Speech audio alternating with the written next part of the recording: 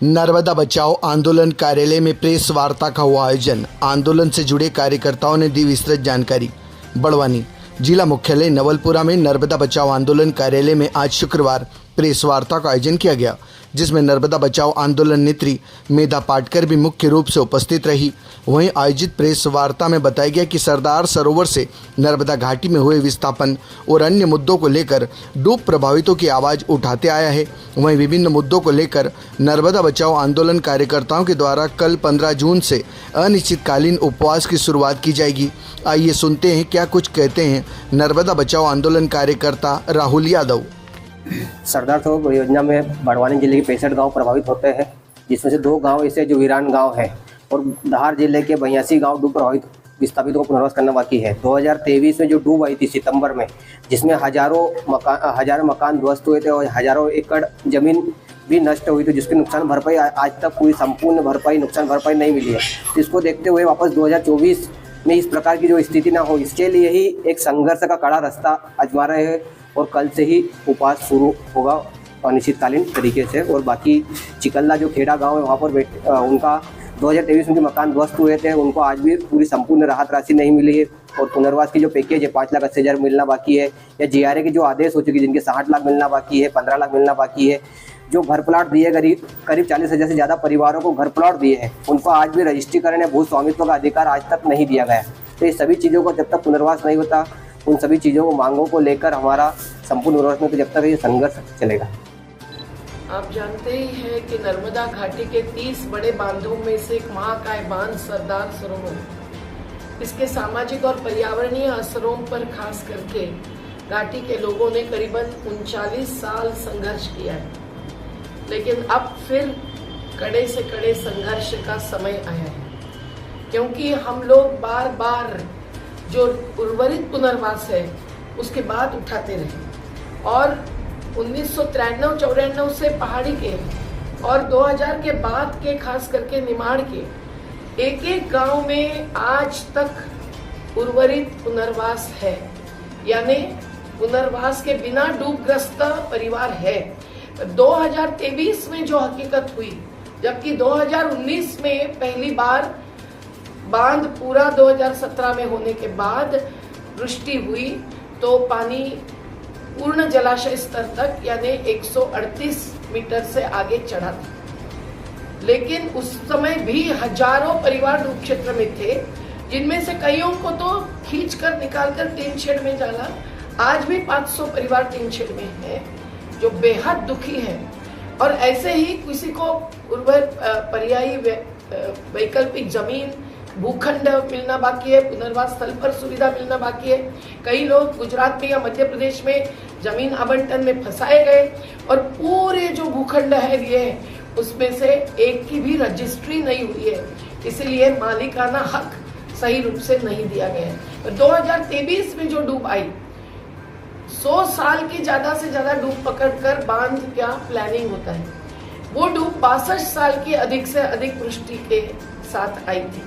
पर उसमें 15,946 परिवार जो बैक वाटर लेवल 2008 से कम करके इन्होंने डूब से बाहर किए थे, वही डूब में आए और हजारों परिवारों के मकान ध्वस्त हो गए, अनाज चारा गया, 6 इंसान गुजर गए, जिसमें एक बेटी भी थी।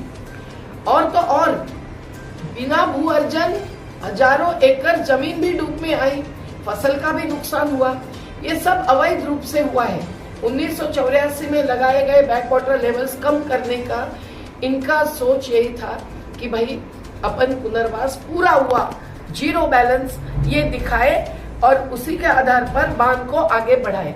पर अब वो पोल खोल हुई है। सरकार के साथ जब हमारी 16 सितंबर के डूब की चर्चा हुई तो हमने साफ बताया कि उस दिन और उसके पहले कुछ दिन जो गेट खोलने थे, उसके बदले 2017 सितंबर को 2023 के प्रधानमंत्री जी का जन्मदिन मनाने के लिए जो गेट नहीं खोले गए, वो एक महत्व का कारण रहा। और सभी बांध जब 10 बांध बन गए हैं तो बरगी से लेकर एक बांध से छोड़े गए जल प्रवाह का नियमन भी नहीं हुआ।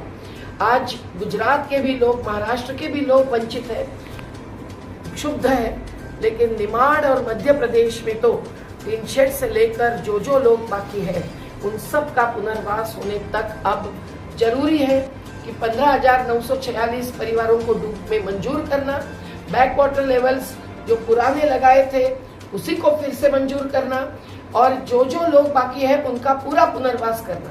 और जब तक ये नहीं होता है तब तक सरदार सरोवर का जलस्तर 122 मीटर पर जो दीवार की ऊंची है ऊपर के 17 मीटर्स के गेट्स खुले रखकर नियमित रखना, नियंत्रित रखना ये बेहद जरूरी है। और इसके बारे में बार बार बात होकर अभी 6 जून को चुनाव के बाद चुनौती लेते हुए हमने जो आयुक्त महोदय से जो संवादशील रहे दीपक सिंह जी से बातचीत की, वहाँ भी हमने कहा था कि 7 दिन में हमको कोई ना कोई जवाब चाहिए और उन्होंने आश्वसित किया था कि वो जिले में आकर बैठेंगे और एक मुद्दे पर निर्णायक भूमिका ले लेंगे। लेकिन आज भी नहीं हुआ है। पहाड़ पट्टी के लोग भी गुजरात में फंसाए गए। तो ऐसी स्थिति में हम लोगों ने सबने तय किया है कि कल 15 जून से हम लोग फिर से सत्याग्रह शुरू करेंगे और मेरे सहित कुछ लोग उपवास पर बैठेंगे, बाकी क्रमिक अनशन पर बैठ सकते हैं। मैं तो अनिश्चितकालीन उपवास पर बैठूंगी। ये हमारा कर्तव्य है, ये हमारी जिम्मेदारी है। हम लोग इस बांध को जो 90,000 करोड़ रुपया खर्च से बनाया गया है और जिस बांध का कोई लाभ मध्य प्रदेश को नहीं मिल रहा है, हजारों करोड़ रुपया मध्य प्रदेश राज्य मांग रहा है जिस पर मध्यस्थता चल रही है। हम लोग केवल विवाद नहीं, केवल संघर्ष नहीं, हम लोग नवनिर्माण चाहते हैं नर्मदा घाटी का और इसलिए हम लोग कल से अनिश्चितकालीन उपवास पर बैठे हैं। हमारी जो मांगे हमने अभी रखी गई है उस पर राज्य और केंद्र सरकार तत्काल निर्णय ले ले और लोगों की जो पुनर्वास की हकदारी है उसको तत्काल मंजूर करके उस पर अमल करें, जबकि उसके लिए पुनर्वास अधिकारियों की नियुक्ति चाहिए। एक भी तहसील में पद भर्ती नहीं हुई है। GRA शिकायत निवारण प्राधिकरण में 5 न्यायाधीशों की नियुक्ति की सुप्रीम कोर्ट का आदेश होते हुए भी 3 ही न्यायाधीश काफी समय तक GRA बंद रहने के बाद अभी नियुक्त हुए।